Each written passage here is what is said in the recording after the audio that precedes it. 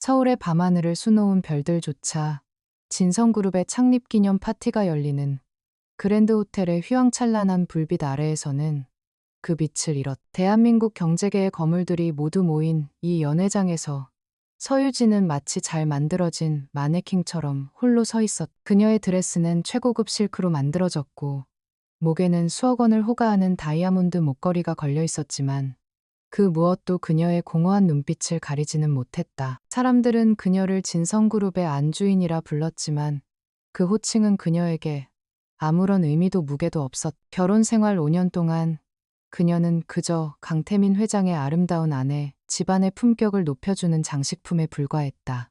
그녀의 의견은 무시되었고 그녀의 존재는 지워졌. 화려한 샹들리에 아래 그녀는 세상에서 가장 외로운 섬이었. 그때 연회장의 모든 소음이 거짓말처럼 멎었다. 모든 이의 시선이 입구로 쏠렸다. 진성그룹의 젊은 총수 강태민이 위풍당당한 모습으로 들어서고 있었. 그는 태양처럼 빛났고 주변의 모든 것을 자신의 그림자 아래 두었다. 그는 수많은 사람들과 인사를 나누며 걸어왔지만 홀로 서 있는 아내 유진에게는 눈길조차 주지 않았. 마치 그녀가 그 자리에 없는 투명 인간인 것처럼 태미는 그녀를 스쳐 지나갔. 그의 몸에서 풍기는 차가운 향수 냄새가 유진의 코끝을 스쳤을 때 그녀는 심장이 얼어붙는 듯한 기분을 느꼈다. 이것이 그녀의 현실이었. 세상 모든 것을 가진 남자의 아내이지만 정작 그의 세상에는 단 한 뼘의 자리도 없는 여자. 그게 바로 서유진이었다. 단상에 오른 태민의 목소리는 자신감으로 가득 차 있었다. 그는 진성그룹의 비전과 미래에 대해 열정적으로 연설했. 그의 말 한마디 한마디에 사람들은 감탄하며 박수를 보냈다.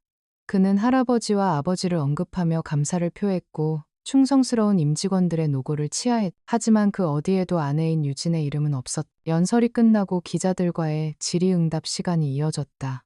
한 기자가 날카로운 질문을 던졌. 회장님의 성공 뒤에는 사모님의 훌륭한 내조가 있었을 텐데요. 사모님에 대해 한 말씀 부탁드립니다. 그 순간 연회장에는 잠시 정적이 흘렀. 유진은 저도 모르게 숨을 죽였다.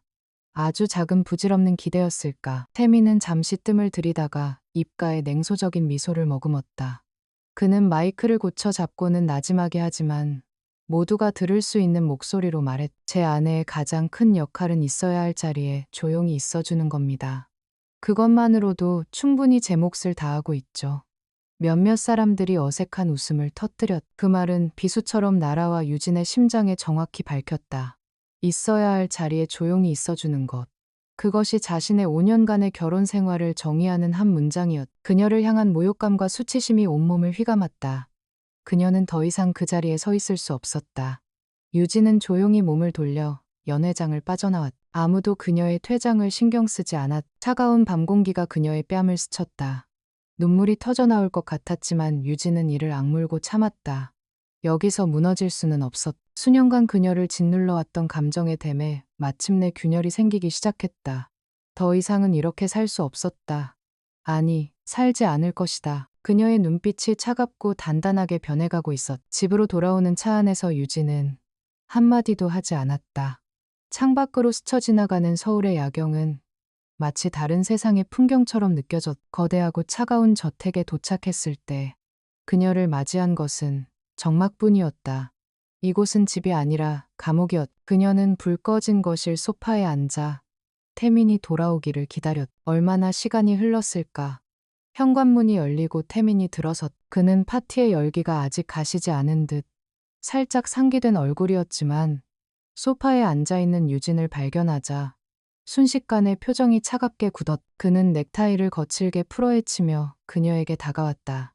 그의 눈에는 어떤 감정도 담겨있지 않았. 왜 여기서 이러고 있어? 그의 목소리는 얼음장처럼 차가웠다. 유진은 천천히 고개를 들어 그를 마주 보았. 예전 같았으면 그의 차가운 태도에 상처받고 움츠러들었겠지만 지금은 아니었다. 그녀의 마음속에서는 이미 모든 것이 부서져 내렸기에 더 이상 상처받을 것도 없었. 오늘 사람들 앞에서 꼭 그렇게 말해야 했나요? 유진이 조용한 목소리로 물었다. 그녀의 목소리에는 원망이나 분노가 아닌 깊은 체념이 담겨 있었. 태미는 어이가 없다는 듯 코웃음을 쳤다. 뭘 틀린 말이라도 했나? 당신이 하는 일이 그거 말고 뭐가 있는데. 그의 말은 잔인할 정도로 솔직했다. 그는 서류 가방에서 서류 봉투 하나를 꺼내 테이블 위로 던졌다. 묵직한 소리를 내며 떨어진 봉투 위에는 이혼 합의서라는 글자가 선명하게 밝혀 있었다. 유진의 심장이 쿵하고 내려앉았지만 그녀의 표정에는 변화가 없었다. 올 것이 왔다는 생각뿐이었다.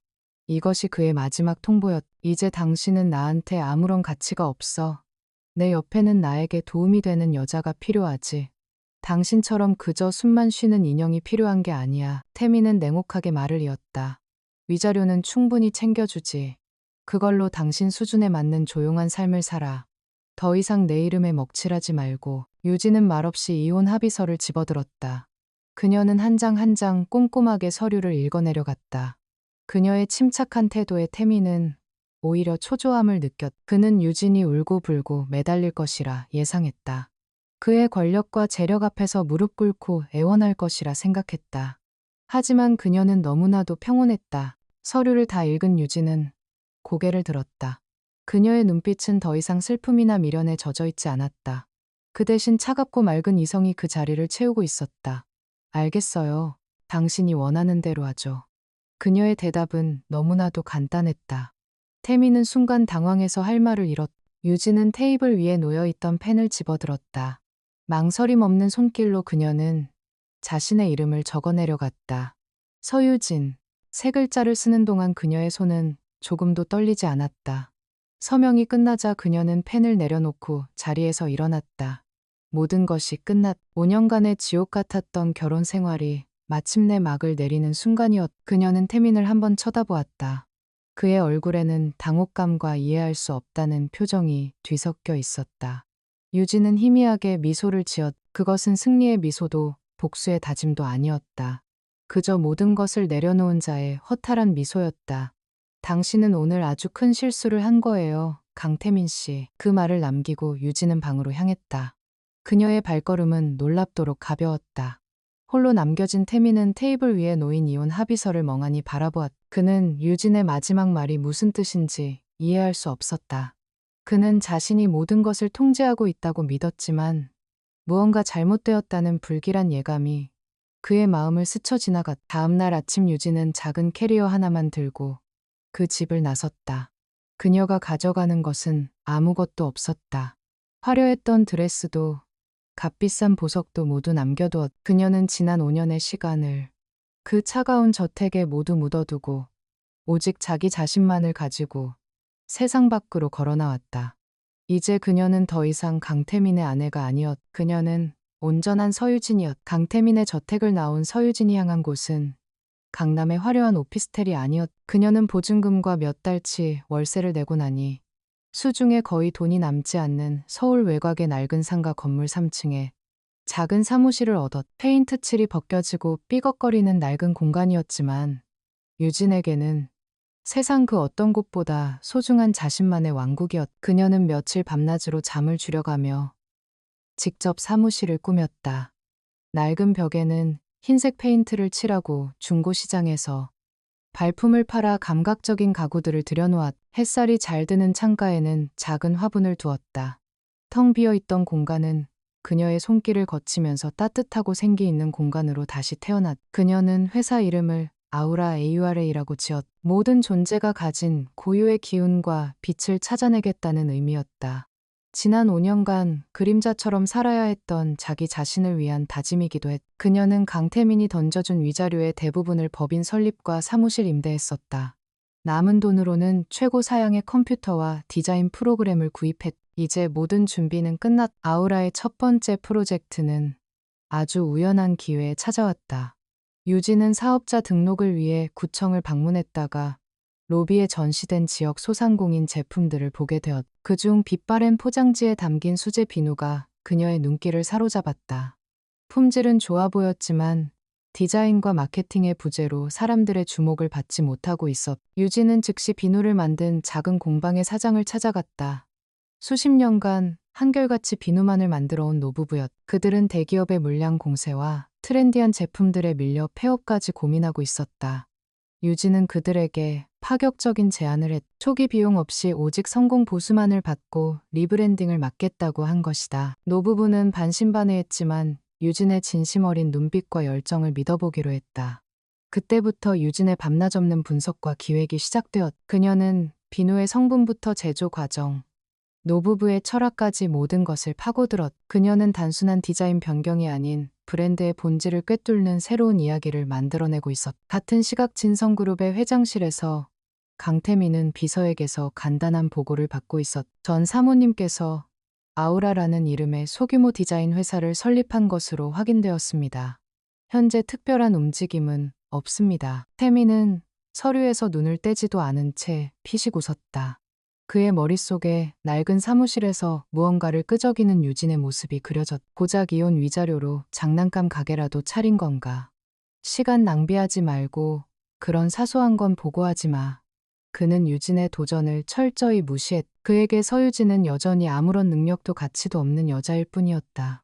그는 곧 다가올 약혼녀 집안과의 사업 제휴 준비에 모든 신경을 쏟고 있었. 유진은 그의 관심사 밖으로 완전히 밀려나 있었. 한편 국내 최고의 광고회사에서 일하는 오민준 대리는 깊은 회의감에 빠져 있었. 그는 업계에서도 손꼽히는 전략가였지만 거대 조직의 부품으로 살아가는 것에 염증을 느끼고 있었. 그의 창의적인 아이디어는 번번이 상사의 실적 쌓기용으로 이용되거나 관료주의의 벽에 부딪혀 사장되었다.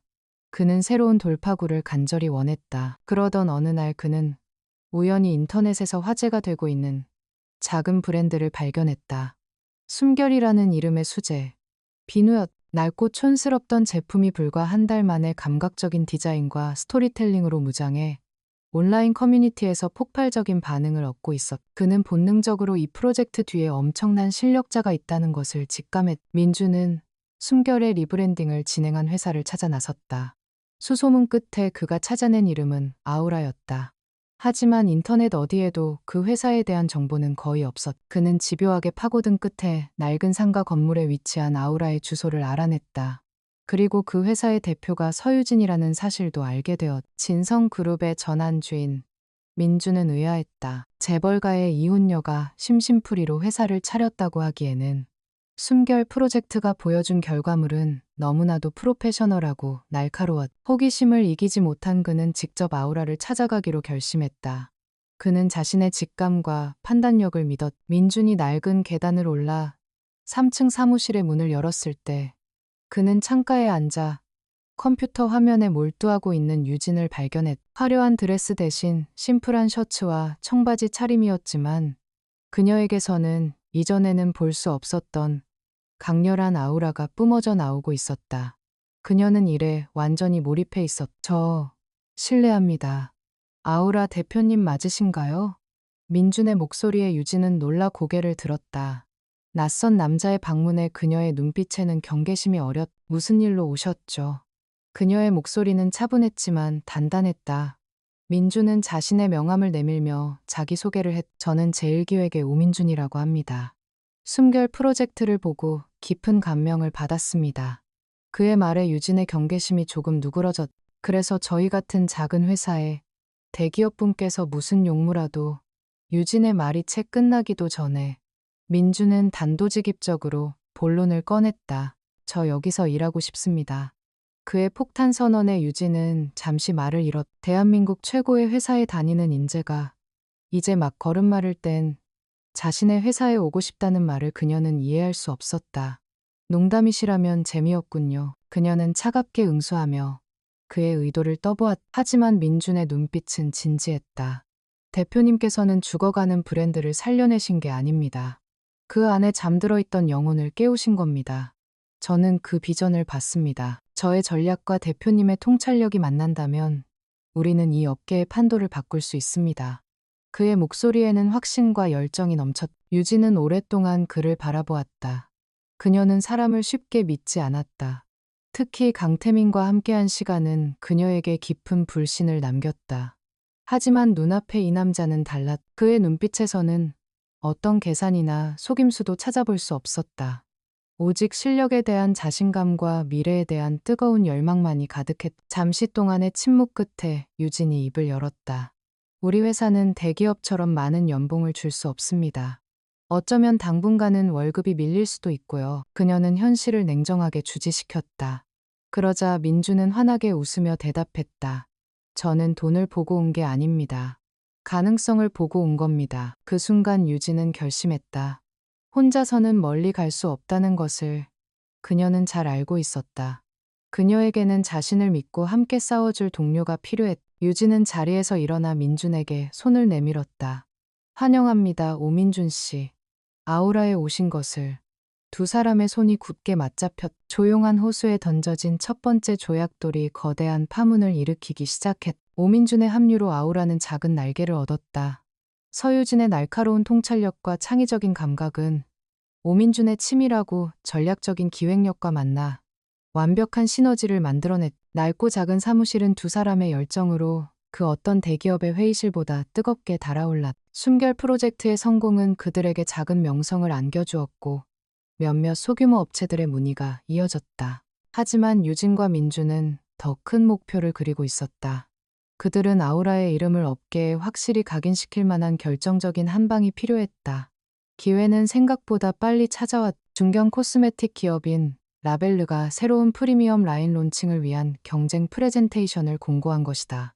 업계의 모든 광고 회사들이 탐내는 큰 프로젝트였. 문제는 진성그룹의 계열사인 진성에드 역시 이 프로젝트에 뛰어들었다는 점이었다. 자본과 인력 업계, 영향력 모든 면에서 아우라는 진성에드의 상대가 되지 않았. 민주는 처음에는 망설였다. 이건 다윗과 골리앗의 싸움입니다. 우리가 비집고 들어갈 틈이 있을까요? 그의 우려에 유진은 단호하게 대답했다. 틈이 없다면 우리가 만들면 되죠. 골리앗을 쓰러뜨린 건 다윗의 힘이 아니라 그의 돌멩이였어요. 우리에겐 우리만의 돌멩이가 있어요. 그녀의 눈은 확신으로 빛나고 있었다. 그들은 밤을 새워가며 프레젠테이션을 준비했다. 단순히 광고 시안을 만드는 것이 아니었. 그들은 라 벨르라는 브랜드의 철학 자체를 재정의하는 작업에 몰두했. 경쟁 프레젠테이션 당일 먼저 발표에 나선 진성에드는 막대한 예산을 앞세운 물량 공세를 펼쳤. 최고급 스타를 모델로 기용하고 TV와 신문 잡지 등 모든 매체를 총동원하는 전형적인 대기업의 전략이었. 안정적이었지만 그 어디에서도 새로운 비전이나 영감은 찾아볼 수 없었다. 그들의 발표는 오만함으로 가득 차 있었. 다음은 아우라의 차례였다. 단상에 선 사람은 유진이었다. 그녀는 화려한 그래프나 수치를 나열하지 않았. 대신 그녀는 라벨르의 창업주가 처음 화장품을 만들었을 때의 이야기로 발표를 시작했. 그녀는 제품을 파는 것이 아니라 여성들의 내면에 숨겨진 본연의 아름다움을 찾아주는 여정을 팔아야 한다고 역설했. 그녀의 발표는 한편의 감동적인 드라마와 같았다. 모든 이들이 숨을 죽이고 그녀의 이야기에 빠져들었다. 그녀가 제시한 전략은 파격적이었. 타 모델 대신 각자의 분야에서 자신만의 아름다움을 가꿔나가는 일반인 여성들을 모델로 내세웠. 광고 예산의 절반을 진정성 있는 콘텐츠 제작과 소비자와의 소통에 투자하겠다고 제안했. 발표가 끝났을 때 회의실에는 잠시 정적이 흘렀다. 이윽고 라벨르의 백은영 대표가 자리에서 일어나 박수를 쳤. 그녀는 날카로운 안목으로 성공 신화를 이룬 입지전적인 인물이었. 서유진 대표님, 저는 오늘 광고 시안을 본 것이 아니라 저희 라벨르가 나아가야 할 미래를 보았습니다. 결과는 모두의 예상을 뒤엎고 아우라의 승리였. 이 소식은 즉시 강태민의 귀에 들어갔다. 보고를 받는 그의 얼굴은 분노로 시뻘게 달아올랐다. 고작 중소기업 하나 이기지 못한 계열사 사장을 불러 가혹할 정도로 질책했다. 하지만 그의 분노는 무능한 부하 직원이 아닌 서유진을 향해 있었. 감히 자신이 내버린 장식품 따위가 자신의 영역을 침범한 것을 그는 용납할 수 없었. 서유진, 네가 감히 내 얼굴에 똥칠을 해. 태민의 목소리는 살기로 가득했다.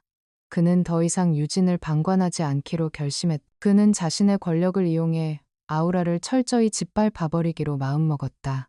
그의 비열하고 잔인한 보복이 시작되었. 라벨르와의 계약서에 잉크가 마르기도 전에 위기가 닥쳤. 가장 먼저 제품의 핵심 원료를 공급하기로 한 업체가 갑자기 공급 불가 통보를 해왔다. 진성그룹과의 거래 관계를 끊을 수 없다는 압박 때문이었. 뒤이어 포장 용기를 생산하기로 한 공장마저 계약을 일방적으로 파기했다.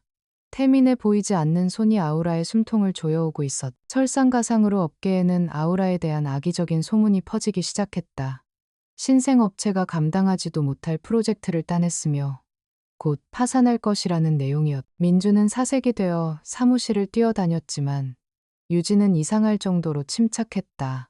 그녀의 머릿속은 위기감 대신 이 판을 뒤집을 새로운 전략으로 가득 차 있었. 오히려 잘 됐어요. 판을 새로 짤 기회가 생긴 거니까요. 유진은 즉시 행동에 나섰다. 그녀는 원료 공급업체를 찾아 전국을 뒤졌. 그리고 마침내 대기업에는 알려지지 않았지만 최고의 품질을 자랑하는 유기농 농장을 찾아냈. 그녀는 이를 프리미엄 원료로의 업그레이드라고 포장하여 위기를 기회로 만들었. 포장 용기 문제는 더욱 기발한 방법으로 해결했다. 그녀는 기존의 화려한 용기 디자인을 과감히 포기했. 대신 친환경 소재를 이용한 미니멀하고 혁신적인 디자인을 새롭게 선보였. 이는 비용을 절감했을 뿐만 아니라 라벨루의 새로운 철학인 지속 가능한 아름다움을 상징하는 강력한 마케팅 포인트가 되었. 악의적인 소문에 대해서는 정면으로 반박하지 않았다. 대신 아우라의 블로그와 SNS 채널을 통해 프로젝트의 진행 과정을 투명하게 공개했. 위기를 극복해 나가는 그들의 열정적인 모습은 소비자들에게 깊은 신뢰와 감동을 주었. 진성그룹의 비열한 공격은 오히려 아우라를 응원하는 팬들을 만들어주는 결과를 낳았. 마침내 라벨루의 신제품 라인이 세상에 공개되었다. 결과는 대성공이었다. 소비자들은 진정성 있는 스토리와 혁신적인 제품에 열광했. 특히 친환경 용기는 엄청난 화제를 불러일으키며 품절 사태를 빚었다. 초도 물량은 출시 일주일 만에 완판되었고 회사의 주가는 폭등했. 어느 날 밤 유진은 사무실에 홀로 남아 성공적인 론칭 관련 기사들을 보고 있었다. 그때 백은영 대표에게서 전화가 걸려왔. 그녀는 진심 어린 목소리로 유진에게 감사를 표했다. 서 대표님 덕분에 우리 회사는 제2의 창업을 맞이했습니다. 앞으로도 우리의 여정을 함께 해주세요. 전화를 끊은 유진은 창밖의 도시 야경을 바라보았다. 강태민이 일으킨 거친 파도는 그녀를 삼키지 못했다. 오히려 그 파도를 타고 더 높이 날아올랐. 이제 아무도 아우라를 무시할 수 없었다. 조용히 흐르던 지하의 물결이 마침내 거대한 파도가 되어 지상으로 솟아오르고 있었. 라벨루 프로젝트의 대성공은 아우라를 업계의 신데렐라로 만들었다. 서유진과 오민주는 더 이상 프로젝트를 찾아다닐 필요가 없었. 대신 그들의 문을 두드리는 클라이언트들을 신중하게 선택해야 했다. 그들은 낡은 상가 건물을 떠나 작지만 전망 좋은 새 사무실로 이전했. 창밖으로 보이는 도시의 풍경처럼 아우라의 미래도 밝게 빛나는 듯했다. 그러던 어느 날 초라한 행색의 중년 남자가 아우라를 찾아왔다. 그는 자신을 작은 건축 설계 사무소의 소장이라고 소개했. 그는 최근 진성건설이 주관하는 최고급 주상 복합 아파트 엘리시안 필드의 설계 공모에 당선되었지만 핵심 설계안을 넘기자마자 부당하게 계약 해지를 통보받았다고 억울함을 토로했다. 그는 진성건설의 횡포에 맞서 싸우고 싶지만 거대 기업을 상대로 이길 방법이 막막해 지푸라기라도 잡는 심정으로 아우라를 찾아왔다고 했. 유진과 민주는 그의 이야기에서 단순한 갑질 이상의 무언가가 숨어 있음을 직감했다. 유진은 그의 사건을 맡기로 결정했다. 이것은 돈의 문제가 아니라 정의의 문제였. 건축소장은 그동안 작업했던 모든 서류와 초기 설계 도면을 유진에게 넘겼다. 유진은 며칠 밤낮으로 서류 더미에 파묻혔. 그러던 중 그녀는 아주 미세한 불일치를 발견했. 초기 설계안에는 친환경 최고급 자재를 사용하도록 명시되어 있었지만 이후 진성건설 내부에서 작성된 시공계획서에는 단가를 낮추기 위해 저품질의 값싼 자재로 변경된 흔적이 돼 있었다. 그 차액은 수백억 원에 달했다. 하지만 아파트의 분양가는 최고급 자재를 쓴다는 명목으로 터무니없이 높게 책정되어 있었. 유진의 머릿속에 위험한 가설이 스쳐 지나갔다. 이건 단순한 원가 절감이 아니야. 비자금을 조성하기 위한 계획적인 사기극일지도 몰라. 그녀의 심장이 차갑게 가라앉았. 같은 시각 강태민은 건설 현장의 문제 따위에는 전혀 관심이 없었다. 그의 온 신경은 유력 정치인의 딸인 한채원과의 약혼 준비에 쏠려 있었. 이번 약혼은 단순한 남녀의 결합이 아니었다. 진성그룹의 재력과 한채원 집안의 정치적 영향력이 결합하는 거대한 비즈니스였다. 그는 세상을 다 가진 기분이었다. 태민은 약혼식 준비에 회사 돈을 물쓰듯 했다. 언론은 연일 그의 화려한 약혼 소식을 대서특필했고 대중들은 그들의 결합을 부러움과 시기심 어린 시선으로 바라보았다. 그는 자신이 세상의 정점에 서 있다고 믿었다. 서유진이라는 과거의 흔적은 그의 기억 속에서 완전히 지워진 지 오래였다. 유진은 이 문제가 자신이 감당하기에는 너무나 위험한 일이라는 것을 알았다. 하지만 그녀는 물러설 수 없었다. 만약 자신의 가설이 사실이라면 이것은 수많은 입주민들의 안전을 위협하는 심각한 범죄였다. 그녀는 민준과 함께 비밀리에 조사를 시작했다. 이것은 아우라의 명운을 건 가장 위험한 프로젝트였다. 민준은 자신의 인맥을 총동원하여 진성건설의 전현직 직원들을 접촉했다. 대부분은 진성그룹의 보복이 두려워 입을 열지 않았지만 몇몇은 양심의 가책을 느끼고 조심스럽게 내부의 문제점들을 털어놓았다. 그들의 증언은 유진의 가설을 뒷받침했다. 엘리시안 필드는 거대한 비리의 온상이었다. 결정적인 증거를 확보하기 위해서는 내부 조력자가 필요했다. 유진은 부당하게 해고당한 건축소장을 통해 현재 프로젝트의 실무를 담당하고 있는 진성건설의 한 과장에게 접근했다. 그는 회사의 비리를 알고 있었지만 가족의 생계 때문에 어쩔 수 없이 침묵하고 있는 인물이었다. 유진은 그를 끈질기게 설득했다. 과장님의 침묵이 미래에 더 큰 비극을 낳을 수도 있습니다. 지금 바로잡지 않으면 모든 책임은 힘없는 실무자들에게 돌아갈 겁니다. 유진의 진심 어린 말에 과장의 마음이 흔들렸다. 며칠 밤을 고민하던 그는 결국 위험을 무릅쓰고 유진을 돕기로 결심했다. 그는 아우라의 비밀스러운 제보자가 되었. 그를 통해 진성건설 내부의 기밀 자료들이 하나둘씩 유진의 손으로 넘어오기 시작했. 조작된 안전진단 보고서, 이중 장부, 그리고 강태민의 측근이 운영하는 유령회사와의 허위 계약서까지. 모든 증거는 단 한 사람 바로 강태민을 가리키고 있었. 그는 이 거대한 사기극의 정점에 있었. 한편 진성그룹이라는 견고한 성체에도 서서히 균열이 생기기 시작했다. 태민의 독단적인 경영 방식과 무리한 사업 추진에 반대하는 원로 임원들의 목소리가 높아졌. 특히 그의 아버지를 오랫동안 보좌해온 부회장은 태민의 무모함을 여러 차례 경고했지만 태민은 이를 무시했다. 성 전체가 조금씩 흔들리고 있었. 마침내 강태민과 한채원의 약혼식 전날 밤이 되었다. 태민은 서울에서 가장 호화로운 호텔의 스위트룸에서 예비 장인과 샴페인 잔을 부딪히며 자신의 성공을 자축했다. 그는 곧 얻게 될 더 큰 권력과 부에 대한 야망에 취해 있었다. 그는 자신이 영원히 무너지지 않을 것이라 확신했. 그 시각 도시의 반대편에 위치한 아우라의 사무실은 환하게 불이 켜져 있었다. 유진과 민주는 사무실 중앙에 놓인 거대한 화이트보드 앞에 서 있었. 화이트보드는 강태민의 비리 행적을 증명하는 자료들로 빈틈없이 채워져 있었다. 마침내 그들은 마지막 퍼즐 조각을 찾아냈다. 폭풍이 몰려오고 있었다. 엘리시안 필드의 사업 발표의 날이 밝았다.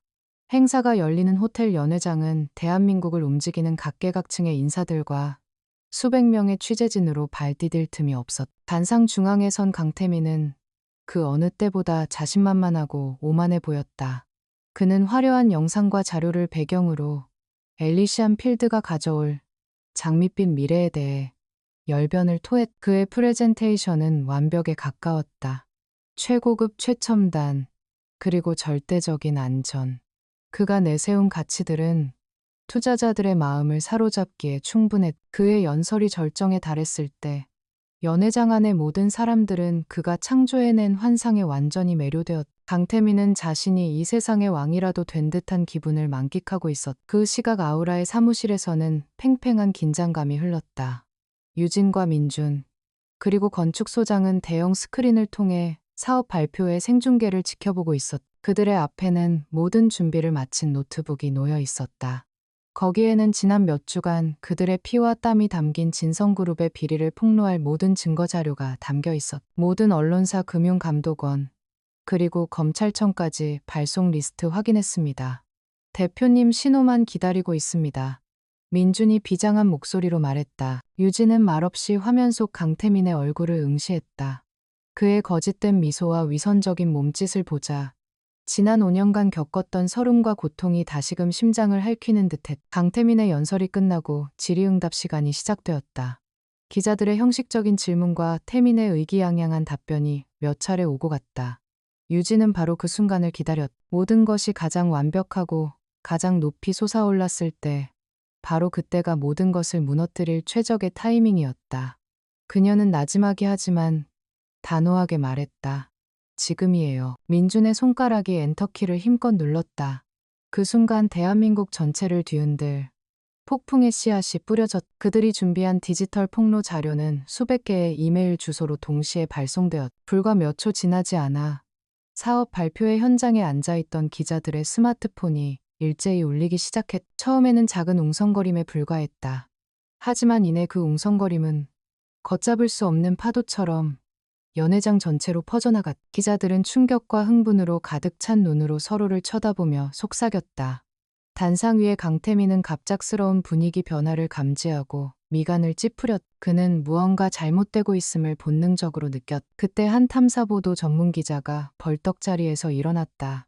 그는 사회자의 제지를 무시하고 단상을 향해 날카롭게 소리쳤. 강태민 회장님, 방금 엘리시안 필드 프로젝트와 관련하여 불량 자재 사용, 비자금 조성 등 대규모 비리가 있었다는 제보를 받았습니다. 여기에 대해 해명해 주시죠. 그 질문은 연회장에 떨어진 한 발의 총성과 같았다. 모든 소음이 멎고 모든 시선이 태민에게로 쏠렸다. 그의 얼굴에서 자신만만한 미소가 순식간에 사라졌. 그는 간신히 평정심을 가장하며 대답했다. 그건 터무니없는 음해입니다. 아마 경쟁사에서 벌인 비열한 짓이겠죠. 하지만 그의 변명은 아무런 힘이 없었다. 곧이어 다른 기자들이 자리에서 일어나 더욱 구체적인 질문들을 쏟아내기 시작했다. 비자금이 조성된 유령 회사의 대표가 회장님의 측근이라는 사실은 어떻게 설명하시겠습니까? 조작된 안전진단 보고서에 직접 서명하신 것은 사실입니까? 질문들은 칼날이 되어 그의 심장을 파고들었. 기자들이 제시하는 증거는 너무나도 구체적이고 상세했다. 태민의 얼굴은 하얗게 질려갔다. 그의 동공은 공포와 분노로 격렬하게 흔들렸. 생중계 카메라는 그의 완벽했던 가면이 산산조각 나는 과정을 가감없이 전 국민에게 송출하고 있었다.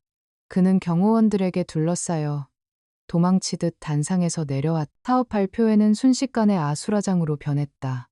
이 소식이 전해지자마자 주식시장에서 진성그룹의 주가는 수직으로 추락하기 시작했. 불과 몇 분 만에 수조 원의 시가 총액이 허공으로 사라졌다.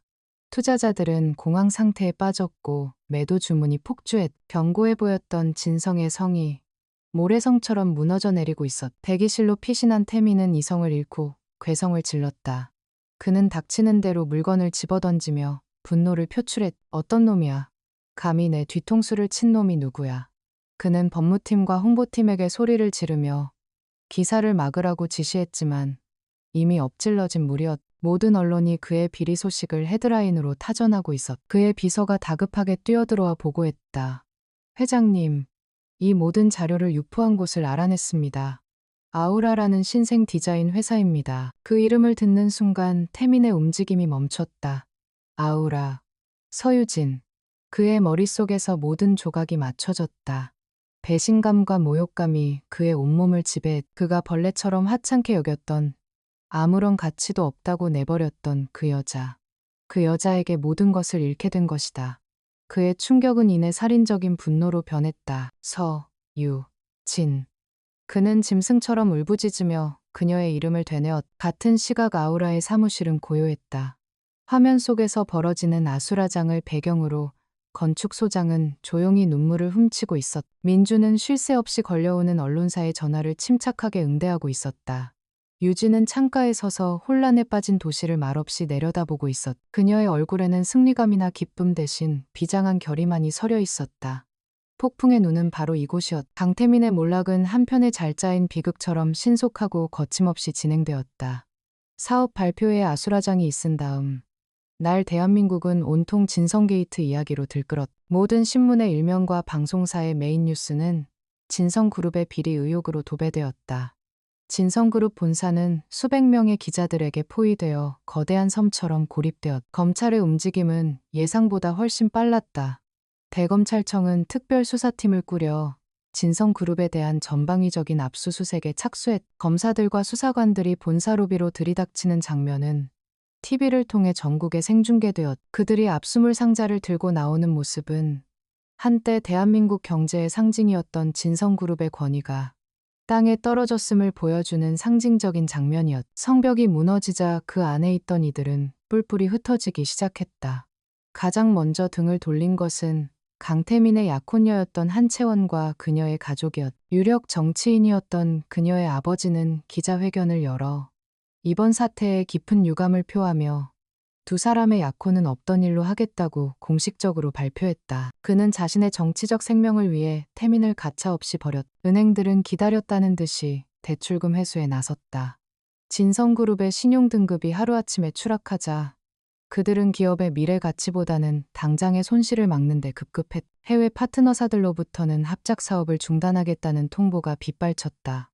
수십 년간 쌓아올린 신뢰의 탑이 단 며칠 만에 와르르 무너져 내리고 있었. 내부에서도 반란이 일어났다.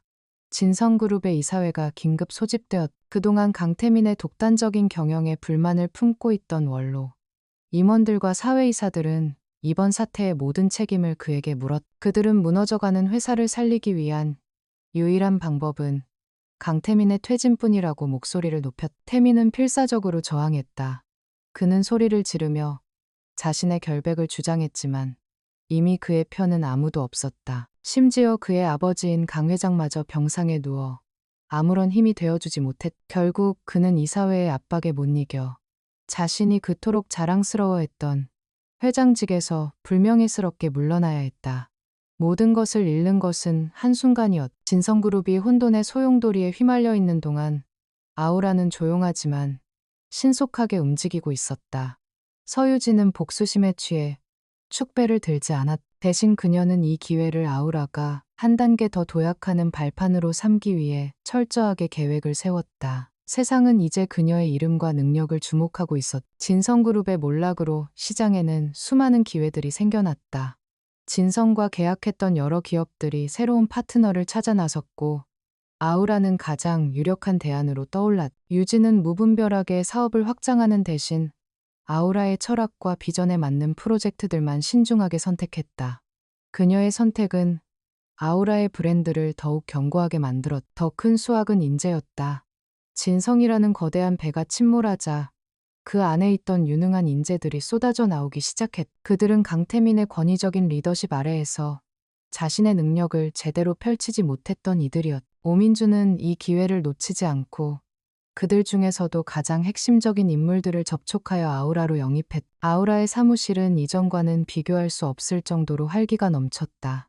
최고의 디자이너 마케터 전략가들이 유진의 비전 아래 하나로 뭉쳤. 그들은 돈이나 명예가 아닌 자신들의 재능을 마음껏 펼칠 수 있는 새로운 터전에 대한 희망으로 가득 차 있었. 유진은 그들에게 단순한 대표가 아닌 영감을 주는 리더였. 어느 날 저녁 유진은 새롭게 합류한 팀원들 앞에서 자신의 비전을 공유했다.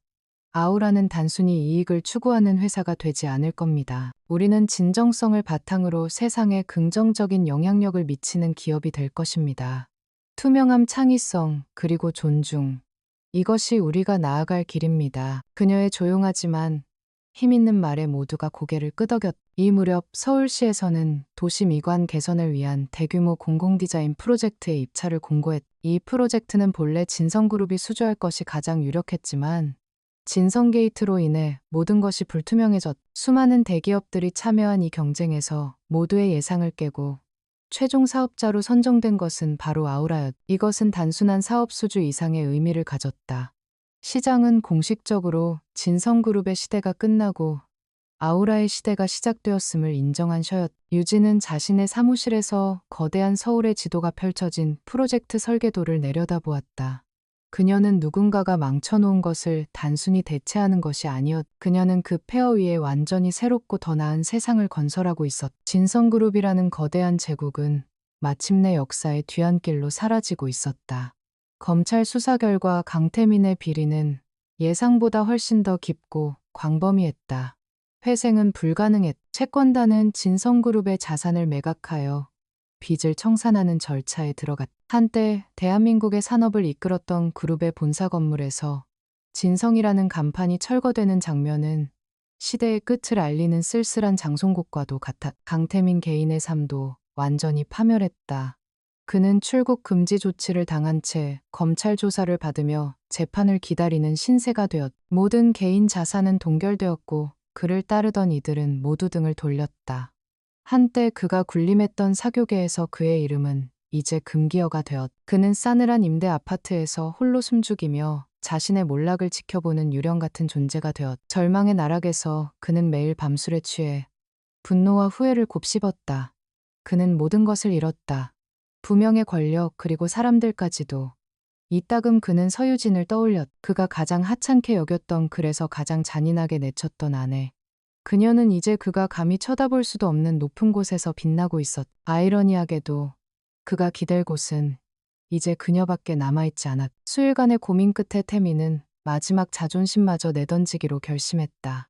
그는 유진을 만나러 가야만 했다. 그녀만이 이 잿더미 속에서 자신의 할아버지가 평생을 바쳐 이룩한 회사의 이름만이라도 지켜줄 수 있을 것 같았다. 그는 낯선 택시를 잡아타고 한때 자신의 세상이었던 서울의 중심부를 가로질러 아우라의 본사로 향했다. 아우라의 사옥은 활기와 생명력으로 가득 차 있었다. 로비에서부터 느껴지는 자유롭고 창의적인 분위기는 마지막 날의 진성그룹 본사를 감돌던 무겁고 침체된 공기와는 극명하게 대조되었다. 그 누구도 그를 알아보지 못했고 그에게 고개 숙여 인사하지도 않았다.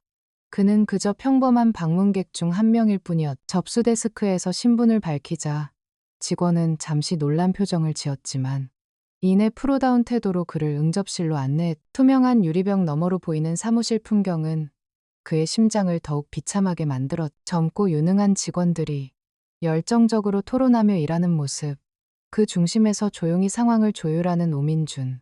그 모든 것이 유진이 창조한 새로운 세계였다. 얼마나 지났을까. 비서가 들어와 그를 대표이사실로 안내했다.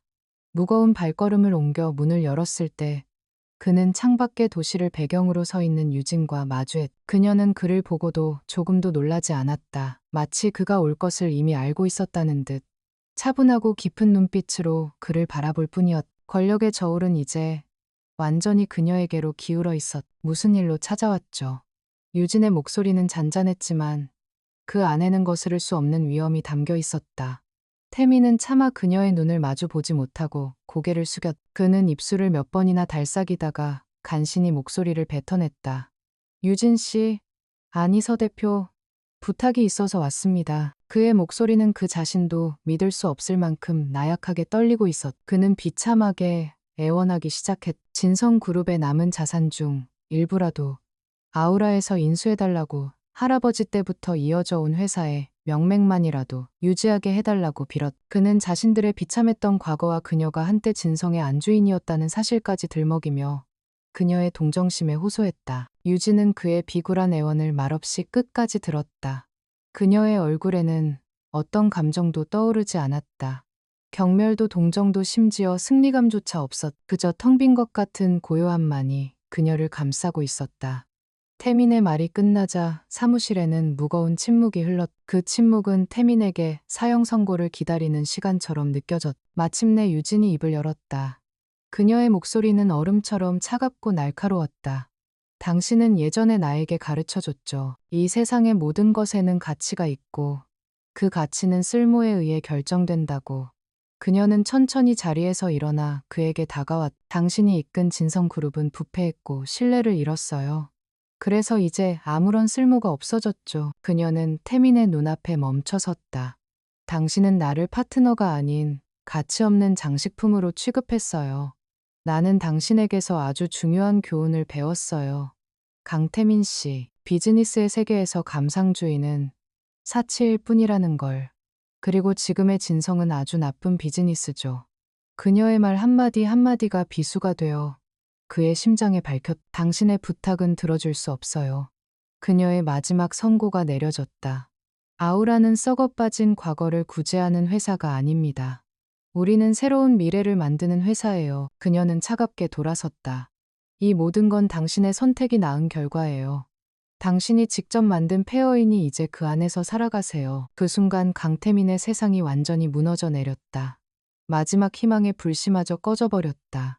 그는 넋이 나간 사람처럼 비틀거리며 사무실을 빠져나왔. 유진은 창밖으로 그의 초라한 뒷모습이 사라지는 것을 말없이 지켜보았다. 그의 파멸에서 어떤 기쁨도 느껴지지 않았. 그저 지독했던 과거가 마침내 끝났다는 조용한 안도감만이 밀려왔다. 오만했던 남자는 결국 제 교만의 무게에 짓눌려 스스로 고개를 숙인 것이다. 그로부터 1년 후 아우라는 더 이상 업계의 신데렐라가 아니었. 서울의 새로운 랜드마크가 된 초고층 빌딩의 상층부를 차지한 아우라는 이제 업계의 트렌드를 이끌어가는 독보적인 제국으로 자리매김했. 회사는 폭발적인 성장을 거듭했지만 서유진은 초심을 잃지 않았다. 아우라는 성공뿐만 아니라 윤리적인 경영과 혁신적인 기업 문화로 더욱 존경받는 기업이 되어 있었. 오늘 유진은 국내 최고의 경제 전문 월간지와 커버 스토리 인터뷰를 진행하고 있었. 올해의 기업인으로 선정된 그녀의 성공 신화는 이미 많은 이들에게 영감의 원천이 되고 있었. 젊은 기자는 존경심이 가득한 눈빛으로 그녀에게 성공의 비결에 대해 물었다. 유진은 잔잔한 미소를 지으며 입을 열었. 저는 비결 같은 건 모릅니다. 다만 본질에 집중하려고 노력했을 뿐입니다. 모든 사물, 모든 사람, 그리고 모든 브랜드에는 고유의 빛, 즉 아우라가 존재한다고 믿습니다. 저의 역할은 그 빛을 발견하고 세상이 볼 수 있도록 닦아주는 것뿐입니다. 그녀의 목소리에는 화려한 수사 대신 깊은 철학이 담겨 있었. 기자는 조심스럽게 과거에 대해 물었다. 진성그룹과 강태민 회장에 대한 질문이었다. 유진의 표정은 조금도 흔들리지 않았. 그녀는 과거를 원망이나 복수의 대상으로 삼지 않았다. 과거는 저를 단단하게 만들어준 용광로와 같습니다. 아픔이 없었다면 지금의 저도 없었을 겁니다. 중요한 것은 과거에 얽매이는 것이 아니라 과거를 통해 무엇을 배우고 미래로 나아가는가 하는 점이겠죠. 강태민은 결국 횡령 및 업무상 배임 혐의로 징역형을 선고받고 수감되었다. 한때 경제계의 황태자였던 그의 이름은 이제 오만과 탐욕이 부른 몰락의 대명사가 되어 사람들의 입에 오르내렸다. 그의 시대는 그렇게 완벽하게 막을 내렸. 유진은 더 이상 그의 소식에 귀 기울이지 않았다. 그는 이제 그녀의 세상에 존재하지 않는 사람이었. 인터뷰 말미에 유진은 중요한 발표를 했다. 그녀는 자신의 사제를 출연하여 아우라 재단을 설립할 것이라고 밝혔. 재단은 재능은 있지만 기회가 부족한 젊은 여성 창업가들과 소상공인들을 지원하는 사업을 펼칠 예정이었다. 그녀는 자신이 가진 힘을 파괴가 아닌 창조를 위해, 독점이 아닌 나눔을 위해 사용하고자 했. 인터뷰가 끝나고 오민준이 대표실로 들어왔다. 그는 이제 아우라의 부사장이자 유진이 가장 신뢰하는 파트너가 되어 있었다. 두 사람은 단순한 동료를 넘어 같은 꿈을 꾸는 동지이자 친구였다. 대표님, 다음 주에 있을 뉴욕 지사 설립 관련해서 최종 보고 드립니다. 그의 보고를 들으며 유진은 고개를 끄덕였다. 그들의 여정은 아직 끝나지 않았. 어느덧 해가 지고 사무실의 소음도 잦아들었다. 직원들이 모두 퇴근한 뒤 유진은 홀로 남아 창밖을 바라보았. 1년 전 비참한 심정으로 그의 저택을 나섰던 그 밤이 떠올랐. 그때의 그녀는 세상에 홀로 버려진 기분이었지만 지금 그녀의 곁에는 자신을 믿고 따라주는 수많은 동료들이 있었다. 그녀는 더 이상 외롭지 않았. 그녀는 5년 전 화려한 파티장에서 마네킹처럼 서 있던 자신을 생각했다. 그때의 그녀는 아무런 목소리도 아무런 존재감도 없는 투명 인간이었. 하지만 지금 그녀는 자신의 왕국을 건설한 여왕이 되어 있었다. 이 모든 것은 다른 누구도 아닌 그녀 자신의 힘으로 이룩한 것이었. 서울의 야경이 그녀의 발 아래 보석처럼 펼쳐져 있었다. 수많은 빌딩의 불빛들이 밤하늘의 별처럼 반짝였다. 유진의 입가에 비로소 편안하고 진실된 미소가 피어올랐. 그것은 누군가를 이겼다는 승리감의 미소가 아니었다.